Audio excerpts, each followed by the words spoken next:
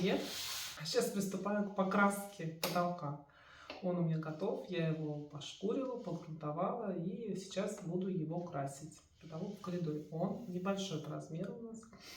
Вот, ну посмотрим, сколько по времени на это уйдет. Для покраски потолка краску купила в Leroy Merlin. Перемешиваю обычной палочкой и приступаю. В покраске потолка сложного ничего нет. Наливаем краску в ванночку, берем валик и равномерно наносим краску на поверхность потолка. Мне нравится работать с данной краской. Она очень хорошо ложится, не пропускает. Для ровного белого цвета мне достаточно было пройтись 2 раза. Я довольна результатом. Продолжение моего ремонта в следующем видео. Спасибо за просмотр.